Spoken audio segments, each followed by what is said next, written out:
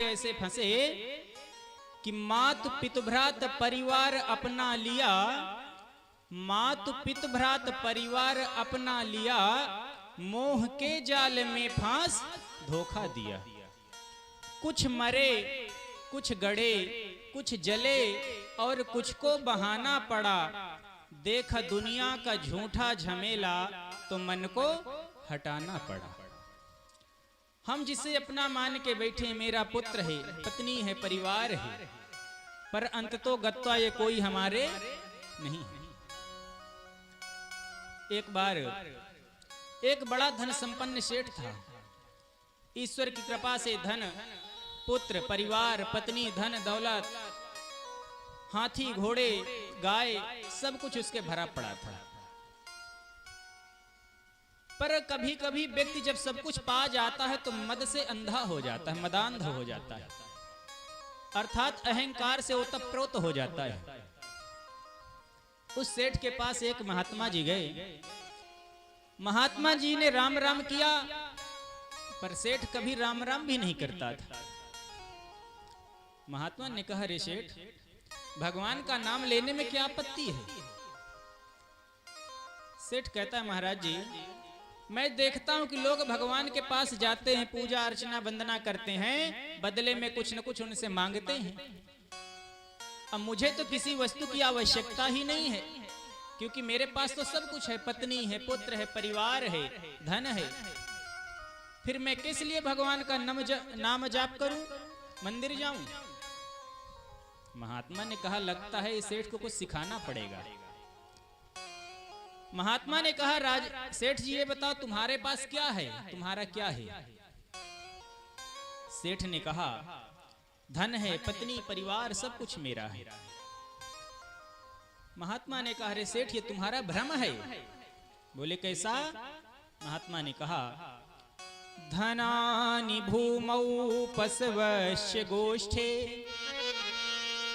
अरे सेठ, जो तुम्हारा धन है, एक दिन ऐसा आएगा कि ये सारा धन इस पृथ्वी में पड़ा रह जाएगा, बैंक में खजाने पड़े रह जाएंगे। तुम्हारे जो पशु हैं, गाय हैं, हाथी, घोड़े, ये सब गौशाला में, पशुशाला में ही बंधे रह जाएंगे। सेठ कहता है, महाराज जी कोई बात नहीं, पत्नी तो मेरा साथ देगी।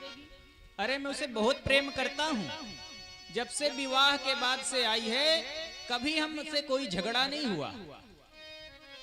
महात्मा ने कहा, सेठ ये भी तुम्हारा भ्रम है। बोले, कैसे? महात्मा ने कहा, धनानि भूमौ पशवस्य गोष्ठे, नारी गृहे द्वारि जनः श्मशानी। अरे सेठ, जिस पत्नी पर तुम गुरूर करते हो, एक दिन ऐसा आएगा कि वो पत्नी घर के दरवाजे तक साथ देगी, उसके बाद जाने वाली नहीं। सेठ कहता, मेरा परिवार तो है, भाई है, भतीजे हैं, बहुत बड़ा परिवार है। महात्मा ने कहा, जनाः श्मशाने, ये सब परिवार वाले केवल शमशान घाट तक साथ जाएंगे, शमशान के बाद कोई भी जाने वाला नहीं है।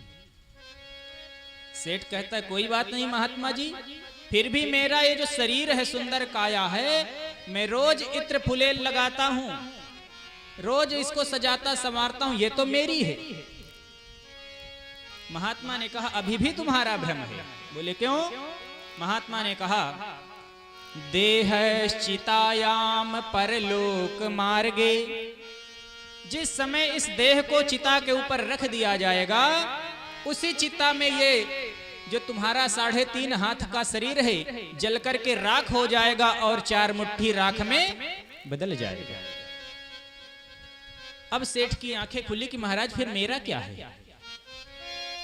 जिसको मैं अपना मान के बैठा हूं, घर, परिवार, पुत्र, ये भी नहीं, यहां तक शरीर भी मेरा नहीं है, फिर मेरा है क्या? तब महात्मा ने कहा, राजन तुम्हारे पास भी है। सेठ, क्या है?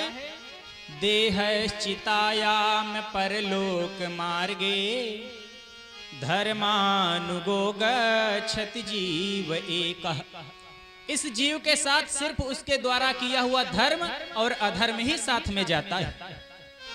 हम जो पाप और पुण्य करते हैं केवल यही हमारा है, बाकी इस धरा का इसी धरा पे धरा रह जाना है।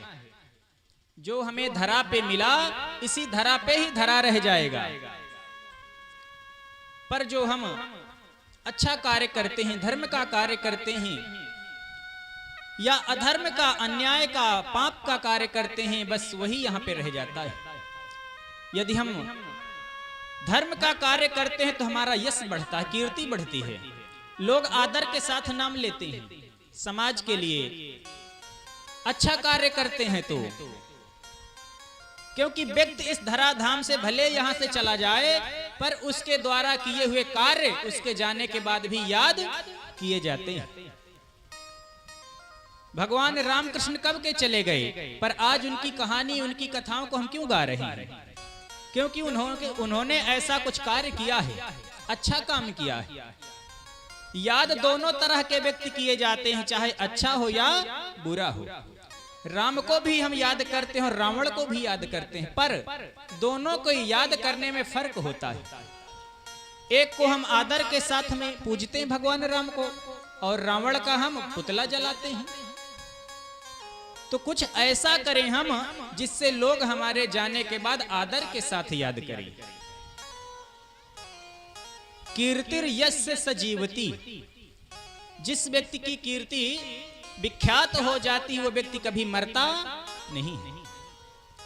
लोग उसका नाम लेते हैं, अमुक व्यक्ति बड़ा अच्छा था, हमारे बीच से चला